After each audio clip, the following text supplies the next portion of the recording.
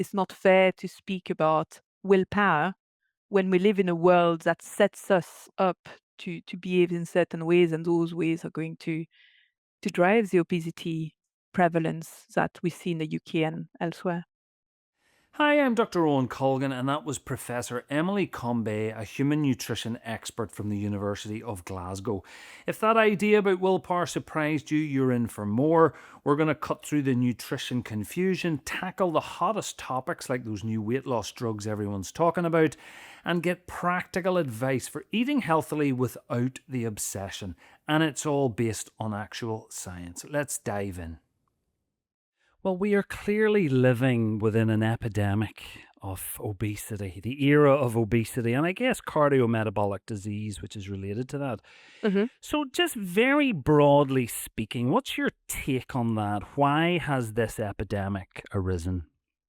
It's interesting because if we look at prevalence of obesity across all westernized countries, but globally as well, it is growing, and this is directly related with what we do, how we do it. Of course, there's an individual portion to that, but really it's the societies we live in that really dictate what we do and how we do it. And a big proportion of why people live with obesity is their genes. There's a strong genetic component, but that genetic component is fueled, if you want, by the environment that we create, that our society puts in front of us.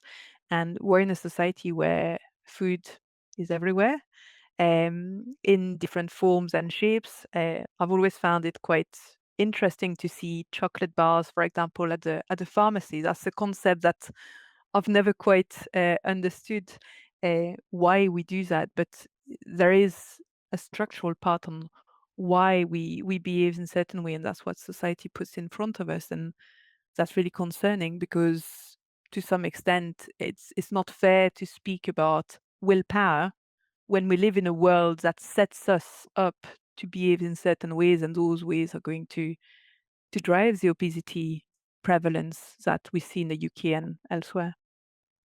So, we like to start these interviews with a little bit of science, if that's okay. So, let's talk about macronutrients. There seems to be such a war, and camps develop, the high protein and then the low sugar. And that has clearly led to a lot of confusion, a lot of different diets, and I think, general confusion amongst the public.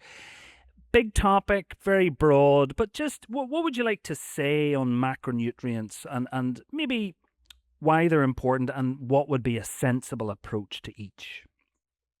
So in terms of macronutrients, we've got carbohydrates, proteins, and fats. And fats is a big family. There's different types of fats. Carbohydrates, very big family, different type of carbohydrates. And they're all really important in sustaining life. I mean, first of all, we need energy to kind of function on a daily basis, and we also need those building blocks that are going to enable building muscles, keeping muscles kind of going, sustaining brain function, and all our body's functions. In terms of how much, and that's always a question. Well, how much? Which proportion should we consume? There are various guidelines and recommendation and dietary goals. So in Scotland, we've got the Scottish dietary goals that tells us, well, we should eat so much of those, so much of those. And ultimately, some people disagree about that, about whether carbohydrates should be such a big part of our diet.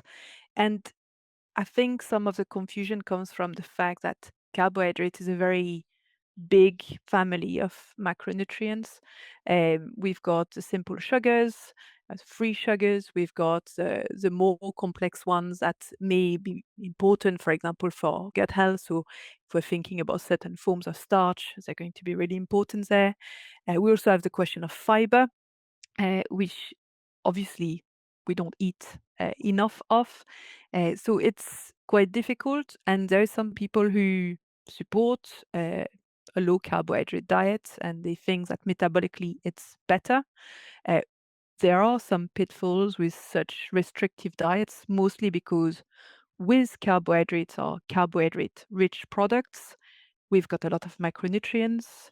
Same with fats, to be honest. There's a lot of micronutrients linked to fats, and the minute you start excluding one of those groups, you're potentially impacting on the intake of those associated other nutrients. So sometimes I find it, I don't know if others listening will nod along and share this opinion, but I sometimes find when we break it down into proportions of macronutrients, I find that kind of complicated. Because It's then not that's, particularly helpful, is it? no, it's going to require a lot of like calculating. So tell us about just food groups. Would there be even a kind of more sensible approach in terms of just ensuring that you have certain food groups in your diet in a week that would be healthy? Yeah, totally. I mean, there's some guidelines available. There's the food guidelines. In the UK, we've got the Eat Well guide, which has been declined in different versions that are maybe culturally sensitive and appropriate. The big group is fruit and vegetables, 5 portions. I think that's a well integrated message and ensuring that a lot of those fruit and veg uh, are consumed every day. Not necessarily fresh, it could be from a tin or frozen peas, that counts as well. It doesn't have to be all fresh. That's a big group. Second big group is the carbohydrate, the starchy foods, let's say, which include your rice, your pasta, your whole grain. And that's quite interesting, not only because they're nice and enjoyable and part of our normative UK diet, but also because some of those are potentially fortified as well with, for example, B vitamins. So there is something in there that maybe we do not think about, but it is quite important. Then you've got your protein. Protein, of course, people think meat, fish, dairy, but it also includes things like soy or chickpeas or lentils, eggs that maybe are not so much associated with protein food, but in fact, they are good sources of protein.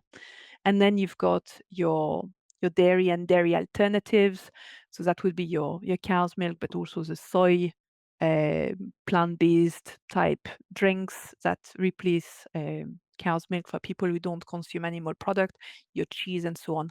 Obviously, this is less of a should be less of a high proportion of diets. There's a lot of calories in fat, and also sometimes a lot of sodium in cheese. So it's important not to kind of over consume. And then we've got the things that we add to food to prepare them. So oil, butter, spread, depending on what there is.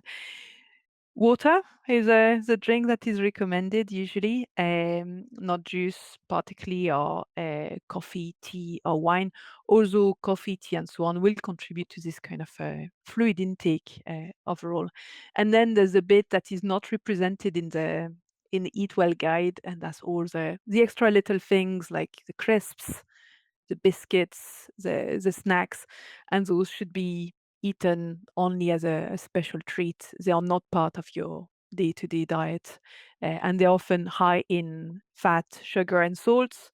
Things things that we're trying to reduce in the day-to-day diet, especially in the context of reducing obesity.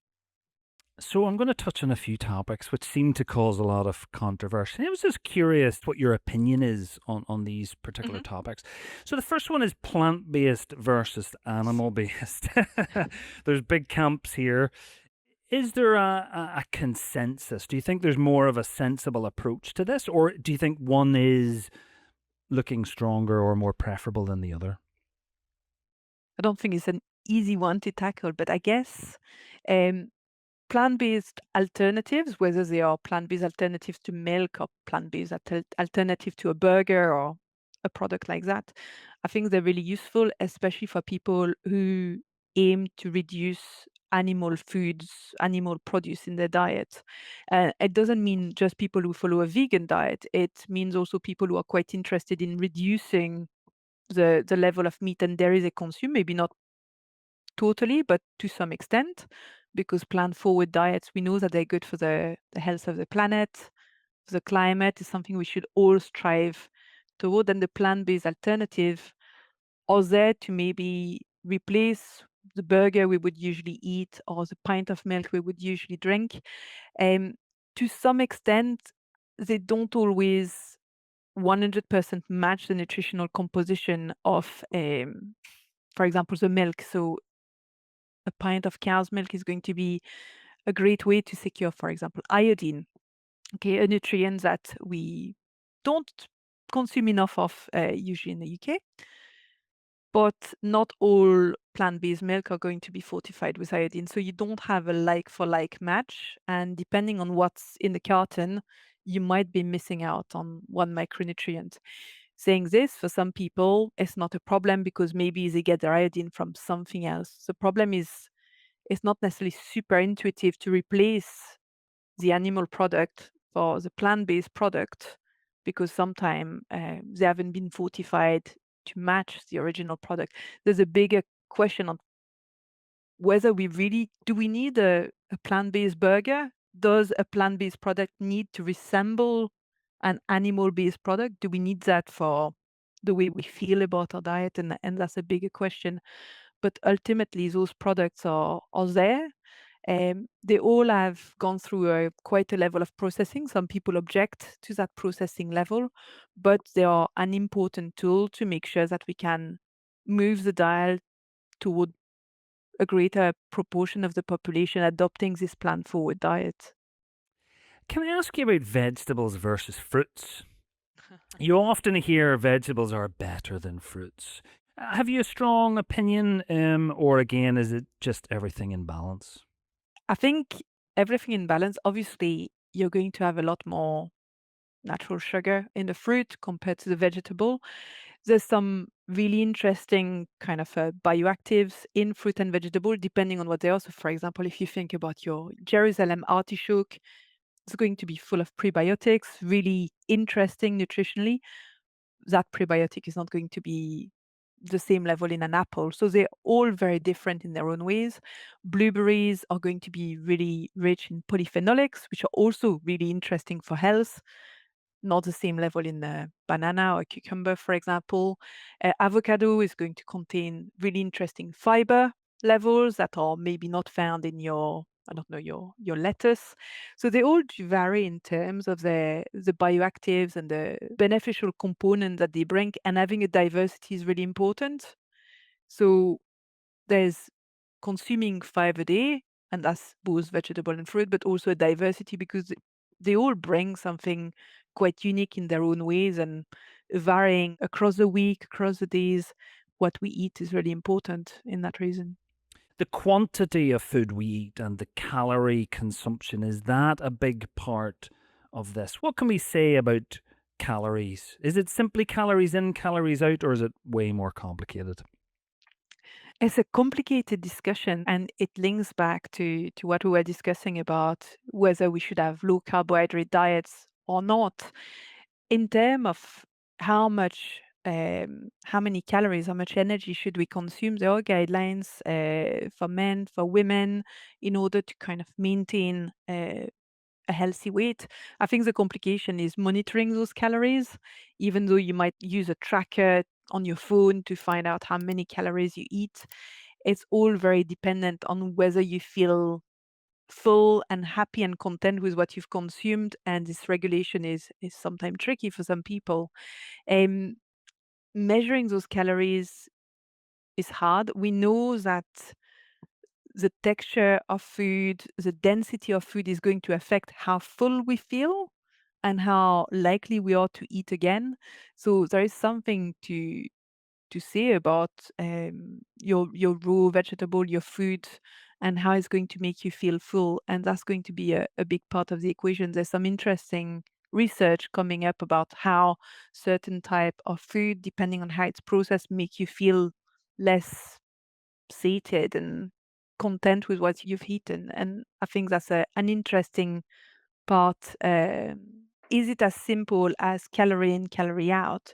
Potentially not. But ultimately, energy balance is critical. And as an individual, it's very difficult to monitor the exact number of calories we consume. I mean, to some extent, some people will be really tracking hard, really trying to see where they are, and that's a really useful approach, but it's never super precise or accurate. And it's very much linked to fullness and feeling well in oneself after a meal and not having this desire to eat again and food volume plays a big role in that because to some extent it distends the stomach and sends signals to the brain saying, well, you've eaten enough, you're full now. So that leads me on nicely to my next question, which was about appetite. And I guess the new weight loss drugs have maybe brought that very much into people's minds at the moment. So tell us a little bit, what's the basics of appetite and fullness, and how important is that for us? So, I mean, appetite is wanting to eat, is a desire to eat, and it's influenced by biological factors and psychological factor. It's not hunger, it's a desire to eat. And we've got various hormones. Our brain also signals to us when we are in a state of wanting to eat, and it's affected by various things like our energy stores, our blood sugar levels, and also what's happening in our gut, our gastrointestinal activity. But what's happening around us can also trigger appetite. For example, emotions or being bored or being stressed, or social cues, maybe advertising as well, and also things like smelling something whilst we walk down the street. The smell is going to trigger something in our brain that is going to then tell us that we want to eat, we desire to eat, and it can really be shaped by those kind of environmental and cultural factors as well. So it's quite different from hunger, but it's to some extent linked to it, and it's also linked to satiety, the feeling of fullness. And usually, when we feel full and sated, that suppresses appetite and this desire to eat. We've had enough, and that's the stop signal. And I think that was something that I found really interesting with the development of those new drugs, is that we've started to speak a lot more about the different lived experience around appetite and desire to eat or desire to stop eating, and the notion of food noises. And I think that's something that we potentially didn't discuss quite as much beforehand, and very exciting development. Naturally, it would be probably more ideal to influence our appetite and our feelings of fullness, and maybe to modify how much we eat naturally instead of using medication and the new weight loss drugs. What are other kind of more natural ways to influence that satiety kind of pathway? There's different ways to do that. There's some good evidence around eating fiber-rich meals or foods, also protein-rich meals or foods, and eating smaller meals across the day as ways to kind of really improve appetite and regulate appetite across a period. So those are interesting approaches. There's some really interesting evidence behind it, and it's potentially thinking about the cues that the meal environment, how we consume food, and being mindful about the food we eat. In particular, for example, eating on the go is not necessarily conducive to mindful eating. So it's thinking about that, but whether those are going to suppress appetite to the level that the new drugs do suppress appetite, it is unlikely. So these new drugs obviously seem very exciting, but I would have a bit of concern from a medical perspective, and I know people are using them who maybe shouldn't be off license or whatever, and presumably fasting, not eating, will come with potential side effects too. Would there be a general concern? Who are these drugs for, and could you ever see them being used in, I guess, smaller doses or whatever for more general public use rather than the obese or diabetics?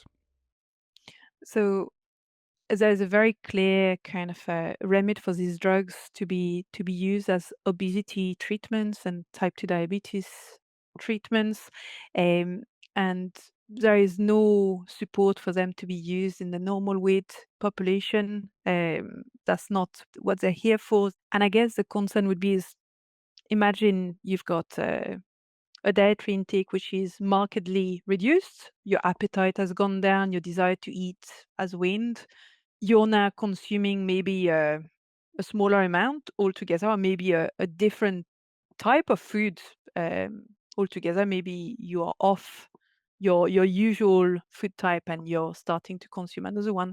There's potentially an impact on the type of proteins that you eat, the types of fats that you eat, and altogether the micronutrients that you consume. And long term, that may have some quite significant consequences on your metabolism, your general health and well-being. And if you're at a critical period of life, so for example, you're a woman of reproductive age, not everyone plans their pregnancy, that can be potentially quite a big concern. So, in an ideal world, everyone who goes on to using those drugs gets super high quality dietetic support so that they really have someone there telling them, well, those are the choices that you can make.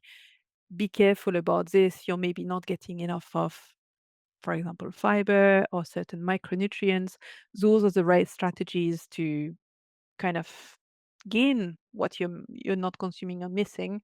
And then if those people do come off the drugs at some point, there is someone there to really accompany them in making the choices when they go back to eating food and without the support of the drugs.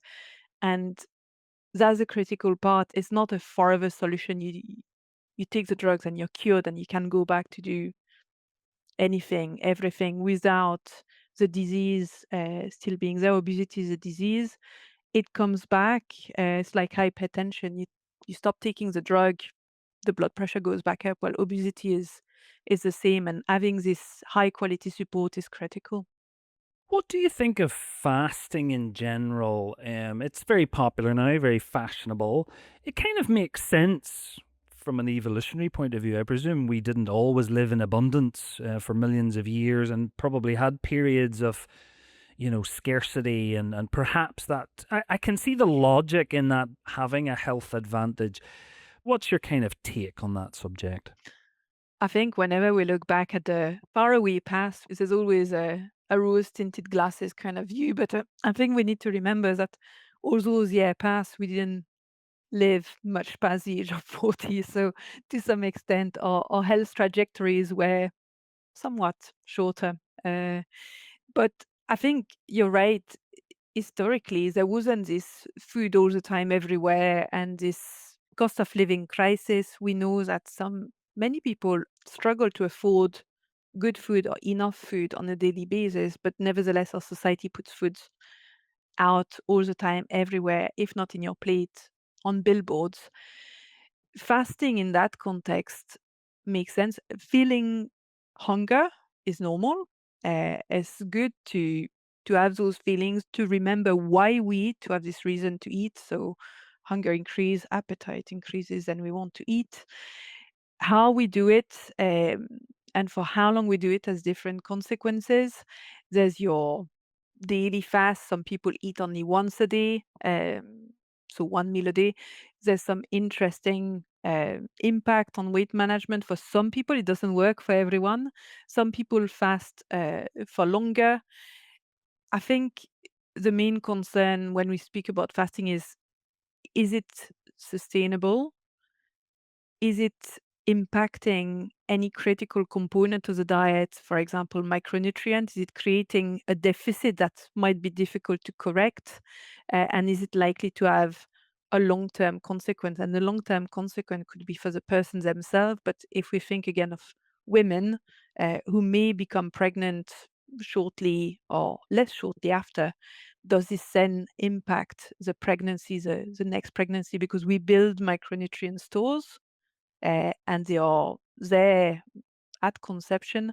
To some extent, depleting those stores can have an impact on the health of the unborn baby. So it's thinking about it in a life course context. And I guess if we think about later on in life, at the point in life where we get older and our muscle mass decreases, we need to be careful about those approaches to fasting that may lead to a rapid weight loss, which would automatically impact on the muscle compartment. Thinking about strategies to mitigate that, maybe combining the fasting with resistance exercise to make sure that this muscle mass is preserved, muscle function is preserved. And again, that requires a high level of knowledge and know-how. So again, having the support being accompanied whilst one engages in fasting is really important. Now, the new fashionable topic is the microbiome. Have you any kind of way to summarize that for someone who maybe isn't familiar with this topic?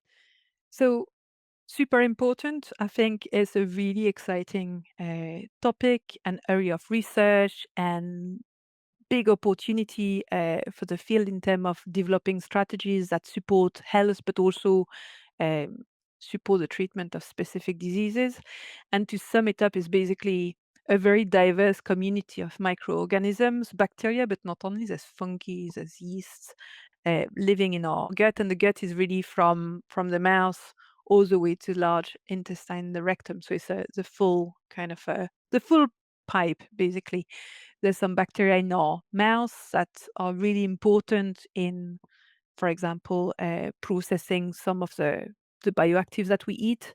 For example, if we consume nitrate rich foods, they're going to impact and be important.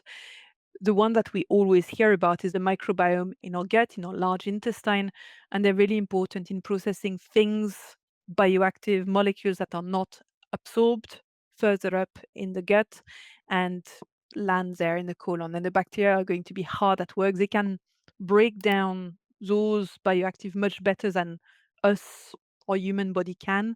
And they're going, by breaking down those larger compounds, they're going to release smaller, really metabolically interesting molecules.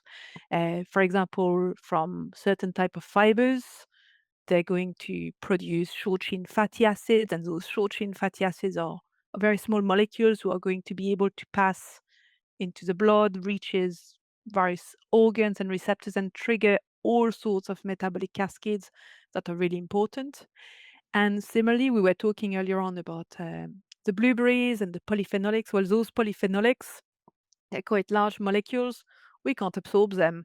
So they go all the way down to the colon. They land there with the bacteria, and the bacteria get to work, chop them in smaller active molecules that then can get absorbed and go and do their work.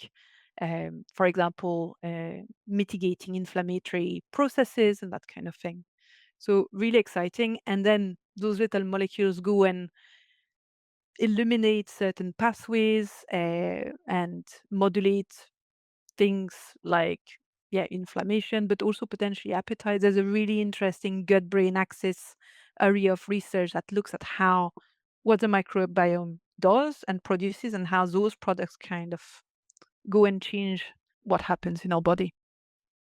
And there's quite a few people now that seem to believe that even the microbiome is potentially a huge contributor to some of these epidemics that we're now seeing. Tell us a little bit more about that, about how the microbiome is influencing our health and our cardiometabolic Mhm. health in particular. I guess the first very obvious place is the gut itself. So the types of microbiomes are associated with inflammatory diseases in the gut. So, for example, Crohn's disease. There's a lot of research, really exciting research on that. But something that is, again, often forgotten, the microbiome starts in the mouth. And we know that there's very strong links between periodontitis, a disease in the mouth that involves bacteria, and heart disease, endocarditis. So, to some extent, there is almost a connection between us and the bacteria. And if the bacteria breach the barrier, for example, with periodontitis, there is a really big increase in inflammation, and that leads to very well established disease. So that's a really interesting kind of area, because to some extent what you eat can modulate the populations of the types of bacteria in the microbiome, maybe suppressing some that are less good and increasing the diversity of some that are so-called better bacteria, and that might change the outcome of certain conditions. So that's really interesting. Now, what exactly do you need to eat to do this fine tuning is a big question, and there's various approaches with probiotics, prebiotics. certain levels of certain components to try to kind of regulate. Ultimately, we all have a microbiome at the start, depending on the type of birth our mothers went through, depending on our upbringing, whether we were playing in the dirt outside a lot or not. And that microbiome that we start with has got quite a strong identity. And shifting it from what it was when we were little is not always that easy. You can't just kind of redesign your microbiome just like that. Also, there is quite a lot of emerging research in fecal transplantation, that kind of things. But looking at diet specifically, if you want to tweak your microbiome, you're going to shift it a bit, but often it goes back to its natural state, its natural distribution, if you want. It's impossible to have a nutrition talk without ultra processed foods. Again, Yeah. demonized a bit in some circles, but hard to ignore that in this modern diet, industrialized production seems certainly from a timing perspective to coincide with some of the issues that we're facing. But what would be a pragmatic approach to ultra processed foods? Are they as much of a concern as some would believe, and why would they be a concern? So I don't like the term. I do not want to call foods ultra processed food, mostly because I think the group is ill defined. There's all sorts of foods that get categorized as ultra processed food, and not everyone agrees on whether food X is ultra processed or just the level below processed, but not so much processed. And I don't like the fact it's such a heterogeneous bunching of stuff together. And I also think that is quite a privileged take on what is good and what is bad. And I don't think that it's ever useful to categorize food as good or bad, because depending on your circumstances and your context, something that you might think of bad might become quite useful. And I'm thinking of an example where if you're living in great, great food scarcity, I think you're quite happy to find a tin of baked beans. And I don't eat baked beans, but I would be quite happy to eat them, I'm sure, if I was in a very sticky situation. But ultimately, I think there's a lot of really compelling observational evidence about the association between what people call UPF, ultra processed foods, and various kind of health outcomes or conditions, diseases, and so on. But it's potentially because it's such a broad categories in there. You've got things like sugar sweetened beverages, so your sodas and so on. You've got your cakes, your chocolate and confectionery. You've got things that are maybe less obvious, like your supermarket bread, baked bean fish fingers, that are an important way to kind of eat white fish. And a lot of the projects that we spoke about before, the plant-based alternative, there's no saying that those are going to be going through a high level of processing in order to be what they are, especially when we want to make sure that those fortified food contains all the micronutrients and vitamins that we need. We need to add those, we need to fortify. So is there good evidence? There's good observational evidence. There's some emerging interventions testing whether eating a diet rich in those food versus less processed foods is going to impact health outcome. I'd like to see a little bit more evidence, interventional evidence first, and ultimately, I think I prefer to focus on the HFSS definition, so foods high in fat, sugar, and salt, which I think is a useful way to really restrict the the definition to what we would identify as less desirable, so crisps, chocolate, biscuits. We know that those are not amazing for health. Any other form of processing, I'm not convinced yet that there is a genuine impact on health. I'm just going to touch on another few little topics that seem to raise their head quite a lot. The first one is organic food. Is it necessary? I know it's not practical for everyone or most people, but is it ever helpful, or what's your take on that? So it comes with a higher price tag. And that's a problem for many people, especially if it means that they cannot buy something else which is important for them or for their health. There is good evidence that it's good for biodiversity, for the planet.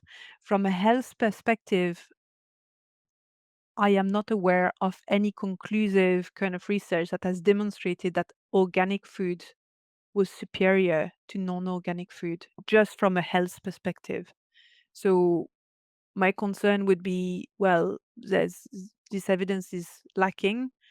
It's got a high price tag. If we want to support a planet which is healthy, a healthy planet, we need to make the choices that are going to support that. But it goes back to trade-offs. What do you do when your finances are limited? And I think we really need to think about those people whose finances are limited.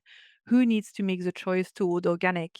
Should it be the people with limited means, or should it be everyone else? And I don't think that's being explored enough. Is frozen food as good as non-frozen?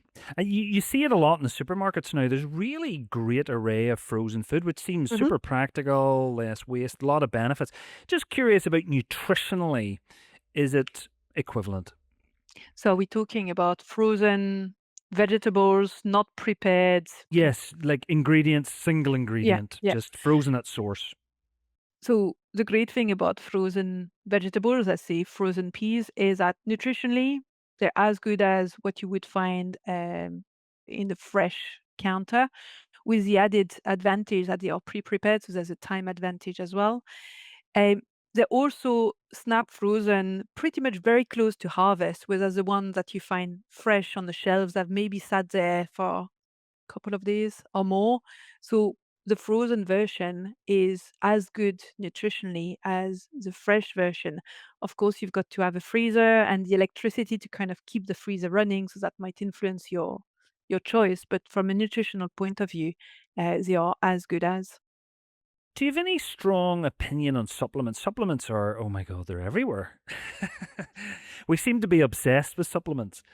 I mean, if you're not deficient and you're leading us a reasonably healthy diet, um, are they ever necessary, or are they simply probably useful for people who are known deficient in some micronutrient or not? So it's true that the people who tend to buy and consume multivitamins, micronutrients, are often the people who are the worried well, people who have enough money to buy those things and are quite worried about their diet. They're rarely the people who actually need them. There's one type of supplement that is recommended to be taken in the winter months, and that's vitamin D, especially in Scotland. But again, I don't know many people who do take it religiously every day. So vitamin D is recommended. Otherwise, I think it very much depends on the diet and how restrictive it is. In the absence of a clinical diagnosis, for example, an iron deficiencies that would call for some sort of a supplementation.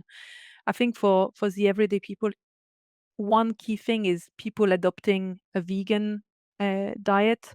B12 supplementation is critical because otherwise it would be lacking. Plus, also potentially micronutrients that are mostly found in animal products. So, for example, iodine, and those are very specific to the vegan diet. Otherwise, in theory, a balanced diet should cover all other micronutrients. Saying this, we know that in the UK diet, micronutrient insufficiencies are quite prevalent. Is it a reason to start taking a multivitamins? I think it's better to consider balancing the diet first before buying all sorts of supplements. Something that's worth thinking about is not so much micronutrients, but fiber supplementation. It's hard to reach the target 30 gram per day of fiber. So there is some supplement or powders available, for example, psyllium husk that can be added onto porridges and that kind of thing. That is maybe worth thinking about. But I think supplementation, as in mindlessly buying multivitamins and taking them every day, is not necessarily indicated in the context of a balanced diet. Now, I thought I would kind of, as we approach the end, try to kind of put it all together to make maybe even some simple, maybe principles, if there is such a thing.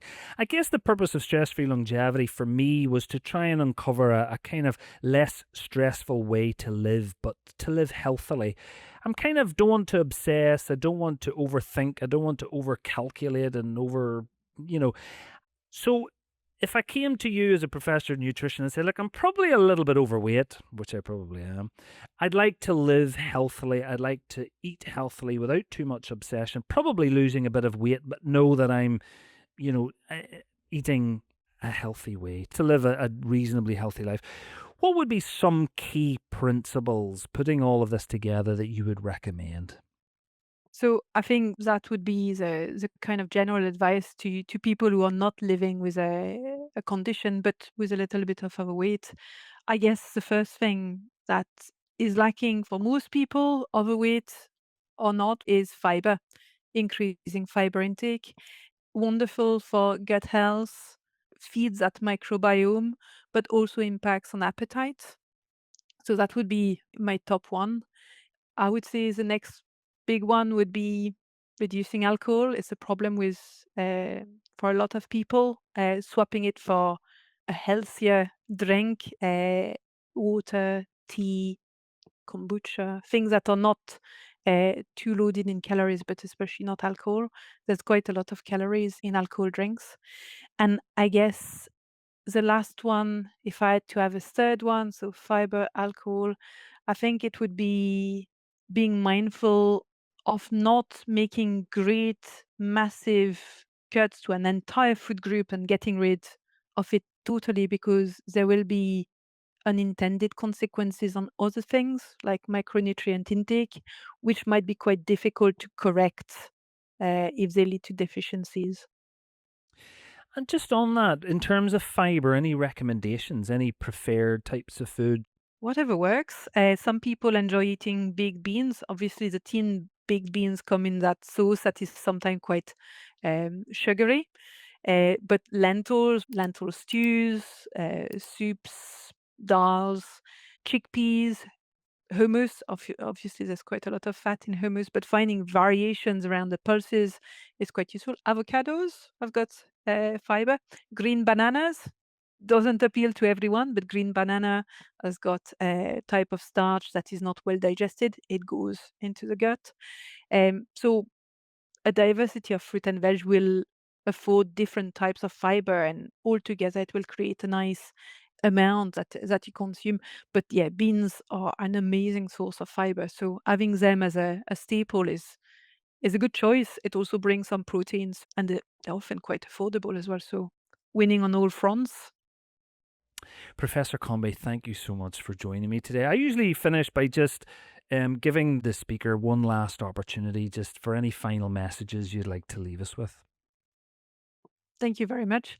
Um, I think it's particularly important to remember that food is not just for health, for nutrition. It's an identity, it's who we are. And when we're thinking about solutions to go forward, we need to be really careful about not leaving some people behind, especially people who may be living their life by consuming foods that we consider not so good. We don't want to create further stigma, move forward without them, because some choices that we make, for example, in terms of policy, may have massive impact on their health and their well-being.